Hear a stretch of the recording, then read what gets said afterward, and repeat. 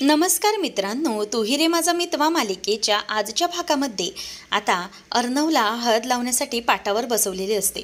त्याच वेळेला अंजली ही त्याला ओवाळण्यासाठी म्हणून पुढे आलेली असते आणि अंजली त्याची ओवाळणी करून त्याला हळद लावणार असते. तेवढ्यातच आता अर्णवला एक महत्त्वाचा फोन येतो. तो पटकन फोन उचलतो आणि मग त्यावेळेला मामा त्याला सांगतो की अर्णव, इथे खूप मोठा प्रॉब्लेम झाला आहे. अर्णव म्हणतो की काय झालं आहे. तेव्हा मामा म्हणतो की मी इथे आमंत्रण देण्यासाठी आलो आहे. तर असं झालं आहे की ईश्वरी ही कुठेतरी राकेशसोबत बाहेर निघाली आहे आणि म्हणे की त्याच्या कुलदेवतेच्या ओटी भरण्यासाठी ते दोघंही निघालेत सोबत आणि ते दोघंही आता निघाले आहेत. मामाला आता अर्णव म्हणतो की म्हणजे नक्की कुठे गेलेत ते. तेव्हा मामा म्हणतो की आमगावला कुठेतरी गेलेत, पण नक्की काय ना काहीच माहीत नाही आहे. त्यावेळेला मग आता अर्णवला मामा सांगतो की मला ना काहीतरी चुकीचं वाटतंय. तेव्हा अर्णव म्हणतो की हो मामा, दिस इज व्हेरी सिरियस मॅटर. मला काहीतरी केलं पाहिजे. मी आत्ता निघतो मामा, असं म्हणून तो आता तिथून निघतो. त्यावेळेला मग मामा हा त्याला म्हणतो की मी इथे येतोय घरी, तोपर्यंत तू इथून निघ. मामाला आता असं सांगून अर्णव निघत असतो की मला जावं लागेल अर्जंट. आजी म्हणते की हे बघ, अजिबात कुठेही जायचं नाही अर्णव. अरे आज तुझी हळद आहे आणि तुझी हळद सोडून तू कुठे निघाल्यास असा? अजिबात हे चालणार नाही आहे. तेव्हा मग वल्लरी पण म्हणते की हो, अरे अर्णव असं कसं करतोयस तू? अरे आज तुझी हळद आहे आणि हळद लागताना तू असं जाऊ शकत नाहीस बाहेर. तेव्हा तो म्हणतो की प्लीज मला समजून घ्या, माझं खूप महत्त्वाचं काम आहे, त्यामुळे मला जावं लागेल. प्लीज मला जाऊ द्या. प्लीज आजी, दिस इज व्हेरी सिरियस. तेव्हा आकाश म्हणतो की ब्रो, जर काही तसंच इम्पॉर्टंट काम असेल तर मी बघतो, तू इथे थांब. तेव्हा आकाशला अर्णव सांगतो की नाही, मला तुला तिथे पाठवून चालणार नाही आहे आकाश, मलाच निघावं लागेल. आणि प्लीज, हा कोणाच्या तरी जीवन मरणाचा प्रश्न आहे. आजी, एरवी मी तुझं ऐकतो ना आणि लग्नासाठी ऐकलं आहे ना, मी येतो परत, त्यावेळेला मग हळद लावूया, असं म्हणून तो तिथून निघतो. लावण्य अर्णव AR आवाज देते, तो थांबत नाही. नंतर आता लावण्या खूप टेन्शनमध्ये असते आणि ती रडायलाच लागते. तर इथे ईश्वरी आणि राकेश दोघंजणही निघालेले असतात. राकेश म्हणतो की ईश्वरीजी, इथला चहा कसा वाटतोय तुम्हाला? छान तर आहे ना? तेव्हा ईश्वरी म्हणते की हो, खूपच छान चहा आहे. मग त्यावर आता ती म्हणते की राकेशजी, खरं तर आपल्याला कुलदेवतेची ओटी भरण्यासाठी निघायचं आहे, म्हणून मी निघाले खरं, परंतु खरंच मला आता बरं वाटतंय. म्हणजे आपण कुठे जायला निघालो आहे? तिथे दोन टेकडीच्या इथे जातो आहे ना आपण, पण इथे मॅपवरती तो रस्ता वेगळाच दाखवता येतं, इथे दोन टेकडी दाखवतच नाही आहे, असं ईश्वरी त्या लोकेशनवरती मॅप टाकून बघत असते. त्यावेळेला मग असं म्हटल्यावर तो म्हणतो की अहो ईश्वरीजी, अहो दोन टेकडी नाही, ते सोनटेकडी आहे, असं तो तिला बोलून दिशाभूल करत असतो. आणि अर्णवची गाडी तिकडे आता भरधाव वेगाने निघालेली असते आणि ईश्वरी ही आमगावच्या दिशेने गेली आहे आणि जो पत्ता हा मामाला कळला आहे त्या दिशेनेच आता अर्णव निघालेला असतो. तेव्हा मग आता ईश्वरी म्हणते की पण अर्णव, मला कळत नाही आहे राकेशजी की हे सोनटेकडी हे इथे कुठे दिशेने, म्हणजे आपला रस्ता वगैरे चुकला आहे का? कारण तुम्ही मगाशी दोन टेकडी म्हणालात. तेव्हा मग तो म्हणतो की नाही ईश्वरीजी, तुम्ही काहीतरी चुकला आहे. म्हणजे तुम्ही बोलताना असं ऐकलं असेल की दोन टेकडी, परंतु मी तुम्हाला सोनटेकडी म्हणालो होतो. नका काळजी करू, इथूनच जवळ आहे, तुम्ही चहा एन्जॉय करा, आपण लवकरच निघू आणि हो थोड्याच वेळात पोचू तिथे, काळजीचं काहीच कारण नाही आहे. तेव्हा मग ईश्वरी म्हणते की बरं ठीक आहे, चालेल. आणि मग आता चहा झाल्यानंतर तो म्हणतो की ईश्वरीजी बसा इथे, मी चहाचे पैसे पे करून येतो, आणि तो तिथून पे करून येतो. तेव्हा मग आता मामा घरी आल्यावर आजीच्या तावडीत सापडतो. मामाला ती विचारते की काय चाललं हे सगळं अविनाश, मला जरा सांग, तू कुठे गेला असा चिंटू अचानक, आणि तो असा गेला तरी कसा? वल्लरी म्हणते की हे बघा, आता तुम्ही खरं खरं सांगा हा, काहीच लपवू नका, कारण आता पाणी अगदी डोक्यावरून गेलं आहे. तुम्हाला समजत नाही आहे का की काय आहे ते? अहो इतक्या सगळ्या गोष्टी घडत आहेत आणि तुम्हाला काहीच कसं कळत नाही आहे, असं ती त्याच्यावर चिडते. त्यावेळेला मग आता मामा म्हणतो की हे बघ वल्लरी, मला ना यामधलं काहीच माहिती नाही आहे, आणि मला जर माहीत नाही मी तुला कसं सांगणार आहे, आणि मलाही नाही माहिती आहे तो कुठे गेला आहे ती. तेव्हा वल्लरी आता खूप संतापते म्हणते की कसं, तुम्हाला कसं नाही माहिती कुठे गेला आहे तो? अहो तुमचा भाचा आहे ना, आणि तुम्हाला सगळं माहीत असतं त्याच्याबद्दल अगदी, मग तुम्ही एक गोष्ट सांगा, आणि तुम्ही कुठे गेला होतात? तेव्हा तो म्हणतो की अगं, तो निघाला असेल तेव्हा मला माहीत नाही कुठे निघाला तो, कारण मी त्यावेळेला ईश्वरीच्या घरी लग्नाचं आमंत्रण देण्यासाठी गेलेलो आपल्या अर्णवच्या. तेव्हा मग ती म्हणते की घ्या, बघितलं आई, हे कशाला गेले होते त्या ईश्वरीच्या घरी लग्नाचं आमंत्रण देण्यासाठी? तेव्हा तो म्हणतो की अरे याच्यामध्ये गैर काय आहे, तिला लग्नाचं आमंत्रण द्यायला गेलो तर काय प्रॉब्लेम आहे?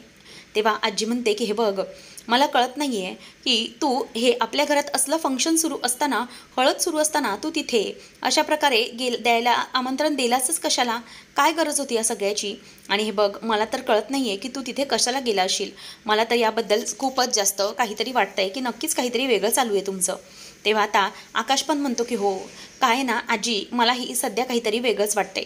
दादा आणि डॅड दोघांचं काहीतरी फिशी सुरू असतं, जे ते कोणालाच काही कळू देणार नाही आहेत. नक्कीच काहीतरी चाललंय त्यांचं. लावण्या पण म्हणते की हो मामा, जर तुम्हाला काही माहीत असेल ना की कुठे गेलाय अर्णव तर प्लीज तुम्ही सांगा, असं करू नका. आमची हळद सोडून गेलाय तो. तेव्हा लावण्या आता चिडलेली असते आणि तो म्हणतो की तुम्ही मला सगळेजण का वेटीस धरताय? मला नाही माहिती आहे कुठे गेलाय तो. तेव्हा आता वल्लरी म्हणते की हो बरोबर आहे, तुम्हालाच वेटीस धरणार, कारण तुम्हीच त्याच्याबरोबर कायम असता. एक गोष्ट लक्षात ठेवा, जर चिंटू आला नाही तर मग बघा मी काय करते. आणि त्यावर आजी पण ओरडते की हे बघ, काहीतरी झालं पाहिजे हां, नाहीतर अभद्र होऊन बसेल. मग काय होईल काहीच सांगता येणार नाही, असं आजी म्हणते. आणि मग त्यावेळेला काय उत्तर देणार आहेस तू? त्याचं लग्न कसं थांबवणार आहेस तू? तेव्हा मामा सगळ्यांना म्हणतो की हे बघ, जर चिंटू हा वेळेवर परत आला तर सगळ्या गोष्टींची प्रश्नांची उत्तरं मी तुम्हाला देईल.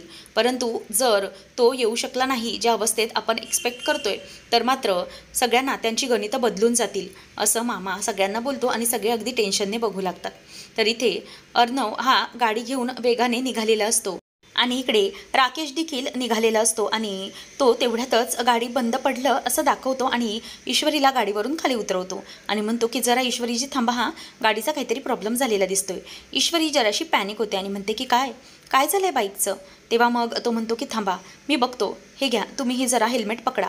तिच्याकडे हेल्मेट देतो आणि गाडी बघतो तर मुद्दामच गाडीची जी समोरची वायर असते ती वायर केबल तो मुद्दामच काढून टाकतो इंजिनची, कारण गाडी चालूच व्हायला नको किंवा स्टार्टरच लागायला नको. म्हणूनच आता तो पुन्हा एकदा गाडीचा स्टार्टर सुरू करतो आणि मग ते चालू करत असताना म्हणतो की हे काय, आता गेअर पण लागत नाही आहे, नक्की काय झालं आहे काहीच कळत नाही आहे, अशी कशी ही गाडी बंद पडली, म्हणजे हे असं तर व्हायला नको होतं. मग त्यावर ईश्वरी म्हणते की नक्की काय झालं आहे राकेशजी, अहो असं कसं झालं? तेव्हा ईश्वरी म्हणते की खरंच म्हणजे मला काळजी वाटायला लागली आहे, आपण वेळेवर पोचू ना कुलदेवतेच्या दर्शनाला? तेव्हा मग तो म्हणतो की हो ईश्वरीजी, मी आहे ना, तुम्ही नका चिंता करू, आपण थोडं पुढे गाडी ढकलत नेऊया, बघूया इथे कोणी गाडीसाठी मेकॅनिक वगैरे मिळतंय का, पुढे नेऊया गाडी, असं म्हणून तो आता गाडी तिथून पुढे ढकलत ढकलत घेऊन जात असतो. आणि ईश्वरीला मात्र टेन्शन येत असतं. अर्णव आता तिथे नसतो. राकेश मुद्दामच गाडी ढकलून घेऊन जात असतो आणि ईश्वरी त्याच्या मागे मागे चालत असते. आता अर्णव मनातच म्हणतो की चल माझी इंदोरी जिलेबी, आता मी माझ्या दिशेने तुला करण्याच्या मार्गावरच आहे, लवकरच आता मी तुला कुठे घेऊन जातो तेच बघ, असं बोलून तो गाडी पुढे पुढे घेऊन चाललेला असतो. आणि इथे अर्णव हा 2 टेकडी गावात पोचलेला असतो. जसं मामाला कळलेलं असतं त्या गावात, तेव्हा तिकडे काही माणसं बसलेली असतात आणि ती माणसाकडे अर्णव धावत येतो आणि म्हणतो की दादा मला सांगा, इथे 2 टेकडी आहे ना हे गाव? तो म्हणतो की हो बरोबर आहे.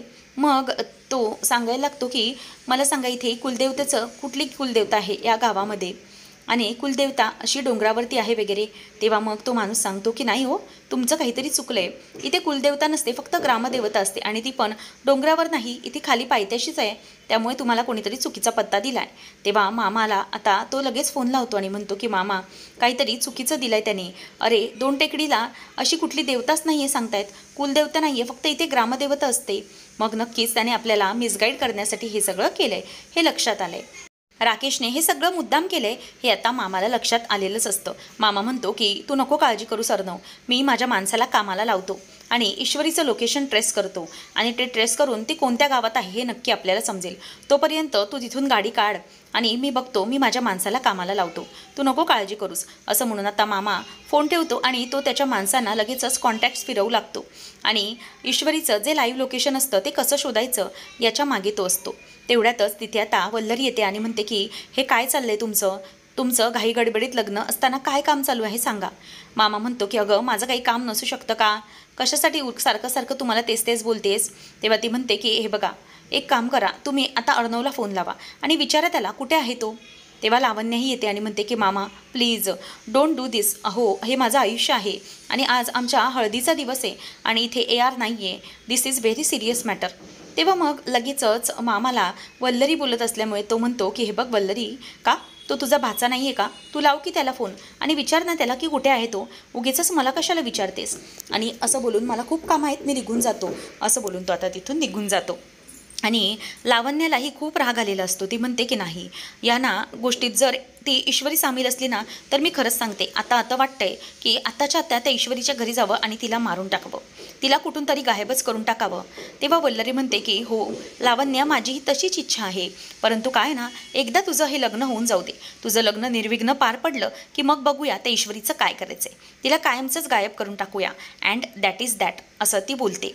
तर अर्णव हा अजूनही गाडीतच असतो आणि मुद्दामच राकेश गाडी ढकलत ढकलत फार पुढे निघून आलेला असतो. आणि एका ठिकाणी झाडाच्या ठिकाणी तो त्याची बाईक थांबवतो आणि मुद्दामच खोकला येण्याचं नाटक करू लागतो. ईश्वरी म्हणते की काय झाले राकेशजी, तुम्हाला कसला त्रास होतोय? तेव्हा तो म्हणतो, ईश्वरीजी अहो अचानक ना धाप लागली हो, थकल्यासारखं झालंय, फार घामाघूम व्हायला झालंय.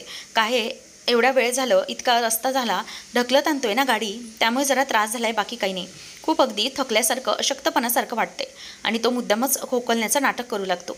ईश्वरी म्हणते की 1 मिनिट, मला कळत नाही आहे हे सगळं काय होते. आपण थोडा वेळ आणखी पुढे जाऊया चालत, बघूया इथे कोणाची पुढे आसपास हेल्प मिळते का, नक्कीच पुढे काहीतरी असेल. तेव्हा ती मुद्दामच राकेशचं न बघता पुढे पुढे चालण्याचा बघत असते. त्यावेळेला राकेश म्हणतो की नाही ईश्वरीजी, मला ना खरंच खूप त्रास होतोय, काही समजत नाही आहे नक्की मला काय होतंय ते, प्लीज मला ना जमत नाही आहे. ईश्वरी म्हणते की राकेशजी हे बघा, मला एकच गोष्ट समजते, ती म्हणजे की आपल्याला थोडं पुढे गेलं पाहिजे, मग आपल्याला कोणाची तरी मदत नक्कीच मिळेल आणि मग आपण ग्रामदेवतेचं दर्शन घेऊ शकू. तेव्हा आता तो मुद्दामच छातीत दुखण्याची, कळ येण्याची नाटकं करू लागतो. नाही ईश्वरीजी, मला खरंच खूप धाप लागते. तेव्हा मग ईश्वरी म्हणते, 1 मिनिट, माझ्याकडे पाण्याची बाटली, तुम्ही थोडं पाणी पिऊन घ्या, म्हणजे तुम्हाला जरा बरं वाटेल. असं म्हणून आता तो तिला पाणी मागतो आणि पाणी प्यायला देते आणि म्हणते की हे घ्या, पाणी पिऊन घ्या. असं म्हटल्यानंतर आता तो पाणी पितो आणि म्हणतो की चला पुन्हा आपण निघूया. इथे संजयला मात्र खूप टेन्शन आलेलं असतं, काय करायचं काय नाही त्याला काहीच कळत नसतं. त्यावेळेला आता लगेच ती म्हणते की हे बघा, तुम्ही चिंता करू नका, हे घ्या, थोडं खाऊन घ्या, तुम्हाला म्हणजे बरं वाटेल. तब्येत आपली नीट झाली पाहिजे ना, असं राहून कसं चालेल, असं ती त्याला बोलते. परंतु संजयचे डोळे मात्र बाहेर असतात, बाहेरच्या दिशेने असतात. तो एकही चमचा खायला तयार नसतो पेजेचा. नम्रता येते आणि म्हणते की काय झालं आई? तेव्हा ती म्हणते की बघ ना अगं, यांचं काय चाललंय, यांना मी भरवते तर हे खायलाच तयार नाहीत, नुसते बाहेरच्या दिशेने डोळे लावून बसलेत. तेव्हा मग नमू म्हणते की आई, कदाचित बाबा ईश्वरीबद्दल तर काही बोलत नसतील ना. तेव्हा मग ते डोळे मिचकावतात आणि मग ईश्वरी येईल बाबा लवकर, नका काळजी करू. त्यावर आता लगेच नम्रता पण म्हणते की हो बाबा, तुम्ही काळजी करू नका, इशू लवकरच परत येईल. आणि सुप्रिया म्हणते की अहो तिच्याबद्दल का चिंता करताय, आणि राकेशजींबरोबर गेली आहे ना ती कुलदेवतेच्या दर्शनाला, मग ती नक्कीच परत येईल, तुम्ही नका घाबरू, नक्कीच ती कुलदेवतेच्या दर्शनावरून परत येईल नक्की.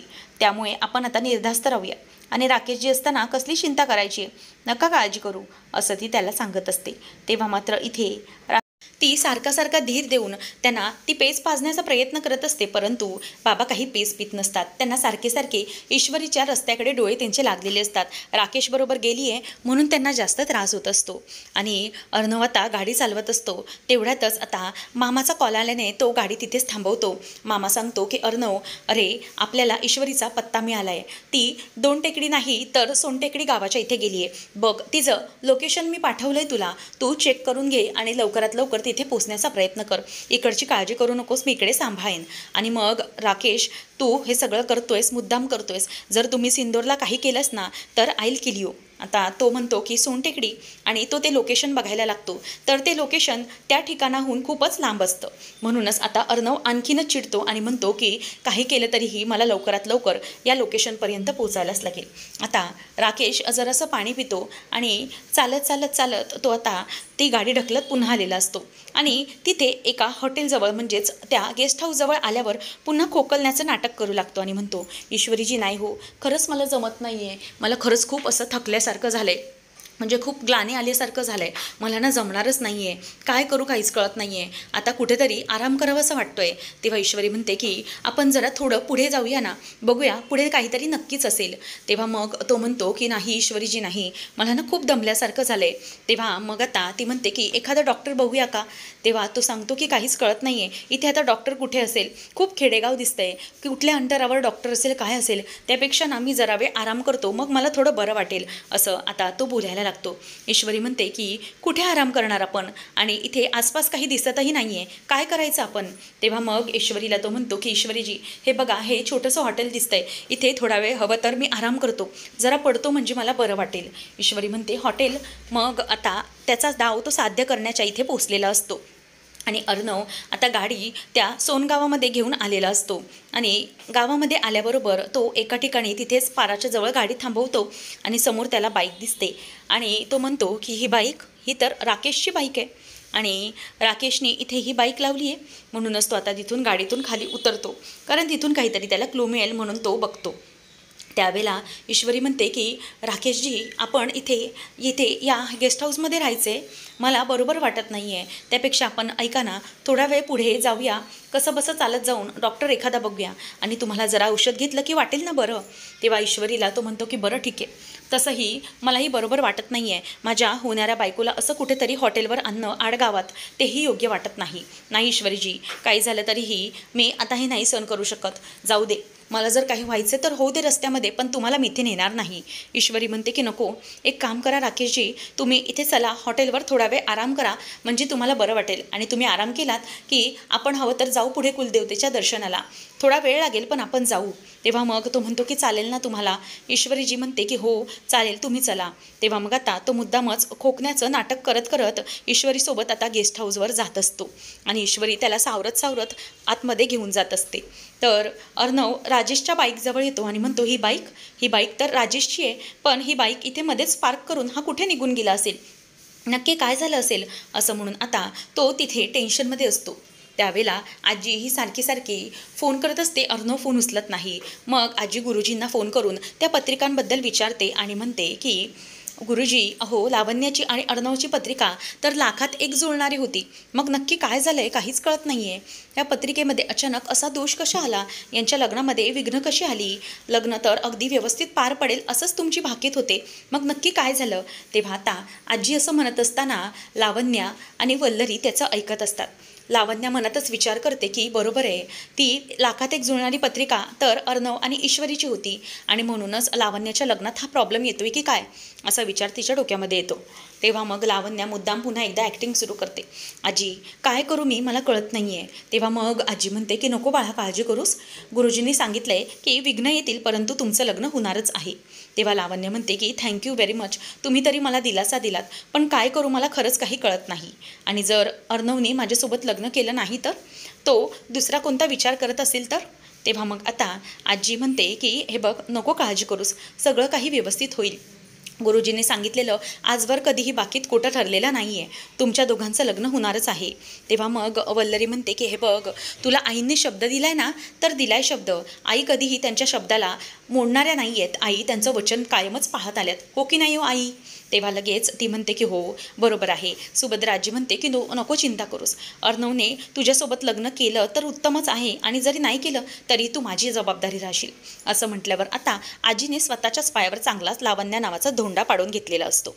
आता ईश्वरी आणि राकेश दोघंही हॉटेलवर आलेले असतात आणि राकेश हा तिथे टेबलवर असताना मुद्दाम खोकण्याचं पुन्हा एकदा नाटक करू लागतो आणि ईश्वरी म्हणते की राकेशजी या, तुम्हाला उभं राहत नाही आहे ना, तुम्ही इथे बसा, बघू थांबा, मी तुम्हाला पाणी देते प्यायला. असं म्हणून आता ती तिथे राकेशला बसायला सांगते आणि त्याला पाणी प्यायला देत असते. पाणी प्यायल्यानंतर ती तिथे जोरजोरात भिया, कोणी आहे का भिया, असा आवाज देते आणि तेवढ्यातच आता तिथे त्याला पुन्हा खोकलायला होतं म्हणून ती त्याला पाणी देते. आणि नंतर ईश्वरी पुन्हा एकदा तिथे टेबलवर येते आणि म्हणते की कोणी आहे का इथे रिसेप्शनवर, कोणी आहे का, असं ती बघत असते आणि आजूबाजूला बघते तर ते हॉटेल तिला जरा अजिबच वाटत असतं. ती जरा वैतागलेली असते, काय करायचं हे तिला काहीच कळत नसतं. राकेश मात्र मनातून खूपच खुश होत असतो आणि म्हणतो की माझी इंदोरी जिलेबी लवकरच आता माझी होणार आहे. तर इथे आता अर्णव हा विचार करत असतो की काय करू मी, जर इथे राकेशची गाडी आहे तर. तेवढ्यातच एक बाई असते भाजीवाली, तिच्याकडे अर्णव येतो आणि म्हणतो की ही गाडी कोणाची आहे, म्हणजे तुम्ही त्या माणसाला पाहिलं का. तेव्हा ती नाही असं म्हणते. नंतर मग तो म्हणतो की हे बघा, हे 2 फोटो आहेत, हा माणूस आहे आणि त्याच्याबरोबर ही मुलगी आहे, मग हे दोघंजणही तुम्हाला कुठे दिसलेत का. त्यावेळेला ती भाजीवाली त्याला खुणावते की हो, ते दोघंही त्या दिशेने गेलेत. मग तो थँक्यू व्हेरी मच असं तिला म्हणतो आणि मग पुन्हा गाडीमध्ये जाऊन बसून म्हणतो की त्या दिशेने गेलाय म्हणजे राकेश नक्कीच कुठेतरी दुसऱ्या बाजूला गेलाय असं म्हणून आता तिथून अर्णव हा गाडी काढतो आणि त्या दिशेने जायला निघतो. ईश्वरी मात्र रिसेप्शनवर वैतागून उभी राहिलेली असते आणि कोणी आलंय का असं म्हणून ती आता फायनली जोरात ओरडते. तिथली जी बेल असते ती वाजवते. तेव्हा माणूस धावत येतो, म्हणतो बोला मॅडम. तेव्हा मग आता लगेचच ती म्हणते की एक रूम हवी आहे आम्हाला. तेव्हा काही तासांसाठी हवी आहे. तो म्हणतो की मॅडम इथे काही तासांसाठीच रूम मिळत असते. त्याच वेळेला आता राकेश पटकन येऊन त्याला खुणावतो आणि म्हणतो की हे बघा काय ना, मला थोड्या वेळासाठी रूम हवी आहे आणि हो तुम्ही 2 रूम द्या. म्हणजे कसं आहे ना ईश्वरीजी, आपण 2 रूम घेऊया म्हणजे कोणाला काही प्रॉब्लेम नको यायला, चालेल ना.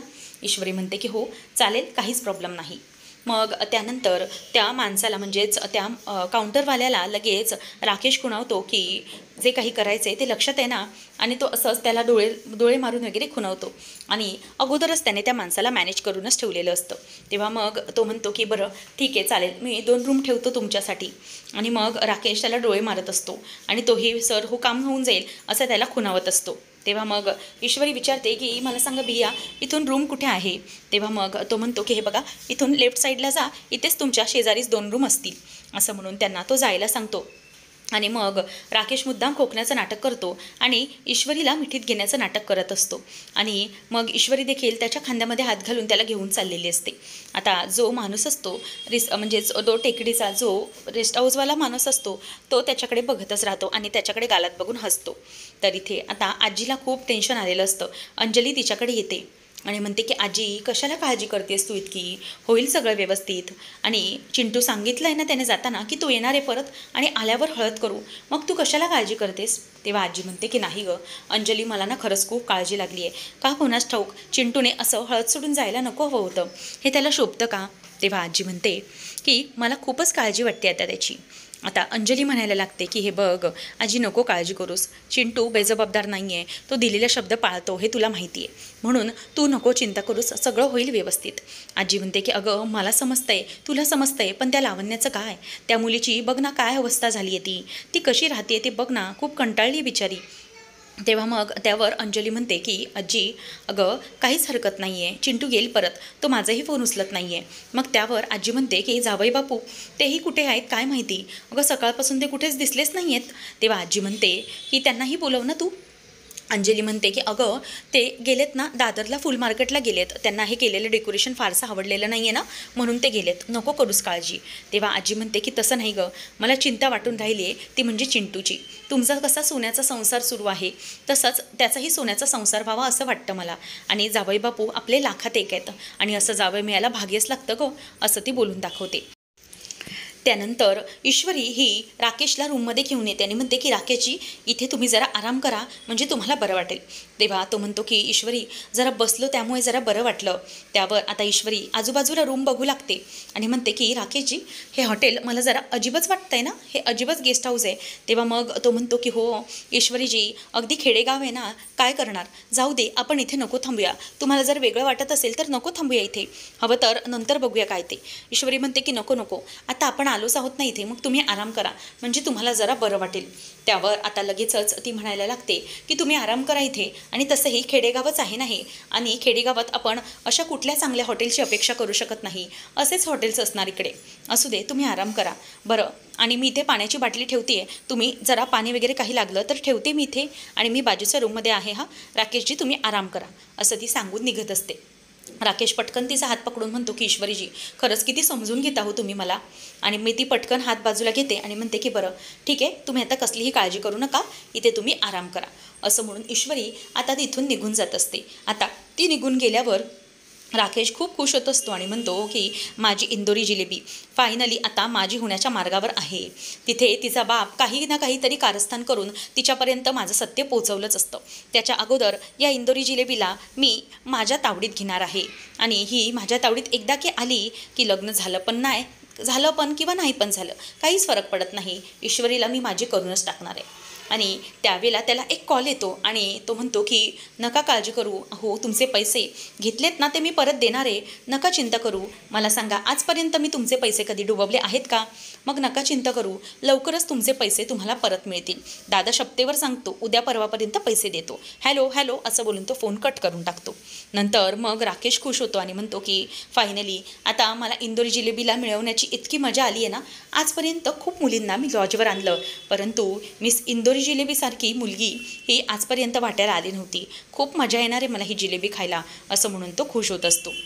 त्यानंतर अर्णव धावत धावत त्या गेस्ट हाऊसवरती येतो आणि गेस्ट हाऊसवर आल्यावर तिथे पुन्हा रिसेप्शनवर कोणीही नसतं आणि जेव्हा आजूबाजूला बघतो तेव्हा जी 2 कपल बाहेर पडत असतं ते पाहून आता त्याला जरा वेगळं वाटत असतं. ते कपल बाहेर पडल्यानंतर आता अर्णव विचार करतो की मला हे त्या टाईपचं हॉटेल वाटतंय, म्हणजे या टाईपच्या हॉटेलमध्ये ईश्वरी तर कधी येणार नाही, कारण तिच्यात तेवढी समज आहे ती या हॉटेलमध्ये नाही येणार. मग ती नक्की कुठे गेली असेल असं म्हणून अर्णव बाहेर पडतो आणि आता पुन्हा एकदा तो गाडीत बसून कुठल्या दिशेने ईश्वरी गेली असेल, तिचं लोकेशन काय असू शकतं ते पुन्हा बघायला लागतो. आता ईश्वरी तिच्या रूममध्ये असताना दरवाजा कोणीतरी वाजवतं. ईश्वरी म्हणते की कोण आहे? त्यावर आता लगेचच तो म्हणतो की ईश्वरीजी मी आहे, राकेश, असं म्हणून. आता ईश्वरी, राकेशजी तुम्ही आराम करताय ना, मग काय झालं असं म्हणून आता ती त्याला विचारते. त्यावेळेला मग राकेश म्हणतो की ईश्वरीजी अहो तुमच्यासाठी गरमागरम चहा घेऊन आलो आहे. ईश्वरी म्हणते की अहो कशासाठी? तुम्ही आराम करायचात ना, उगीचच कशाला कष्ट घेताय, आराम करा ना तुम्ही. तेव्हा तो म्हणतो की तसं नाही ईश्वरीजी, काय ना मला कळलं आहे, मला खूप वाईट वाटलं की माझ्यामुळे तुमच्यावर अशी वेळ येते कुठेतरी थांबण्याची, म्हणूनच म्हटलं की तुमचा मूड जरा फ्रेश करूया. आणि तसंही मला थोडं बरं वाटलं आहे, तिकडे मी रिसेप्शनवर सांगितलं होतं, मला एक गोळी आणून दिली, त्यामुळे मला जरा बरं वाटलं आहे. ईश्वरी म्हणते की वाटलं जरा तुम्हाला बरं, मग चला आपण निघूया पटकनी. तेव्हा मग तो म्हणतो की नको अहो निघूयाच आपण, पण जरा हा चहा प्या म्हणजे तरतरी येईल, मग निघूया पुढच्या प्रवासाला. असं म्हटल्यावर आता ईश्वरी तो चहा प्यायला लागते आणि तो चहा पित असताना 1-2 घोट घेतल्यानंतर ती म्हणते की हा चहा जरा जास्त गोड नाही वाटत आहे का राकेशजी? तेव्हा राकेश म्हणतो की हो ईश्वरीजी, अहो गावाकडचा चहा हा, ते लोक काय करतात की दूध आणि पाणी मिक्स करतात आणि साखर जास्त, त्यामुळे हा सगळा जो काही चहा आहे ना तो खूप गोड होऊन जातो. आता काय जाऊ दे, घ्या गोड मानून, असं तो तिला बोलतो आणि दोघंजणही चहा पित असतात. ईश्वरी तर चहा पित असताना म्हणते की राकेशजी चहा तर गोड आहे, परंतु हा वेगळाच काहीतरी वाटतोय. हा चहा पित असताना डोक्यातनं एकदम अशी सनक गेल्यासारखी वाटली मला, काहीच कळत नाही आहे हे कसं आहे. तेव्हा मग आता ईश्वरी चहा पित असताना राकेश तिच्या चेहऱ्याकडेच बघत असतो. ईश्वरी म्हणते की नाही राकेशजी, मला नाही काहीतरी वेगळंच वाटते, हा चहा ना काहीतरी वेगळंच आहे, असं ईश्वरी त्याला बोलत असते. तेव्हा मग राकेश म्हणतो की हो हो चहा पिऊन घ्या, मग तुम्हाला बरंच वाटेल, काही चिंता करण्याचे कारण नाही, असं म्हणून. आता ईश्वरीजी किती काळजी करता हो तुम्ही, खरंच आता मला जरा बरं वाटलं, हा चहा पोटात गेल्यानंतर थोडं आता मला बरं वाटायला लागलं आहे. परंतु ईश्वरीला जरा वेगळंच वाटत असतं. ती म्हणते की नाही राकेशजी, हा चहा ना काहीतरी वेगळाच आहे, मला हा चहा काहीतरी वेगळाच वाटतो, असं आता ती बोलत असते. आणि राकेश हा ईश्वरीकडे बघतच राहिलेला असतो, तिला काय वाटतंय काय नाही. पुढच्या भागामध्ये आपल्याला पाहायला मिळतं की इथे आता राकेश हा निघून गेलेला असतो. अर्णव ईश्वरीकडे येतो आणि म्हणतो की मिस इंदोर, अगं हे बदनाम हॉटेल आहे, पोलीस आलेले असतात, दरवाजा उघडा असं ओरडत असतात. ईश्वरी घाबरते. अर्णव म्हणतो की मिस इंदोर हे बदनाम हॉटेल आहे आणि अशा हॉटेलमध्ये तो राकेश तुला घेऊन आलाय. ईश्वरी आता ओरडते आणि म्हणते की खबरदार. तेवढ्यातच आता तिला जरासं गरगरल्यासारखं व्हायला लागतं, चक्कर येत असते. तेव्हा मग आता अर्णव म्हणायला लागतो की काय झालं ईश्वरी, काय त्रास होतोय तुला? तेव्हा मग ती म्हणते की काही नाही. मग तो विचारतो की मला सांग मिस इंदोर, की तुला त्याने काही खायला प्यायला दिलं होतं का? तेव्हा तिला आठवतं की राकेशने चहा दिलेला होता. मग त्यावेळेला अर्णव आता म्हणतो की मिस इंदोर, माझ्याकडे दुसरा कोणताही पर्याय नाही आहे, हे मंगळसूत्र तुझ्या गळ्यात मी घालतोय आणि आपलं लग्न झालं आहे असं मी सांगणार, त्याशिवाय तू इथून निघू शकणार नाही आणि तुला असं बदनाम झालेलं मी पाहू शकणार नाही. आता पोलिसांसमोर अर्णव येतो आणि म्हणतो की ही माझी लग्नाची बायको आहे, ही माझी लग्नाची बायको सौ ईश्वरी अर्णव राजे शिर्के. आणि हे ऐकल्यानंतर आता पोलीस त्याच्याकडे बघत राहतात. ईश्वरीच्या गळ्यात मंगळसूत्र असतं आणि अर्णवने लग्न झालं आहे असं सांगितल्यामुळे ईश्वरीला धक्काच बसतो.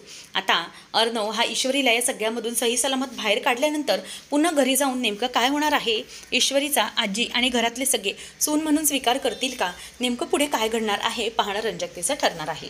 अशाच मालिकांचे नवीन नवीन अपडेट्स जाणून घेण्यासाठी आजच आपल्या चॅनलला सबस्क्राईब नक्कीच करा. धन्यवाद.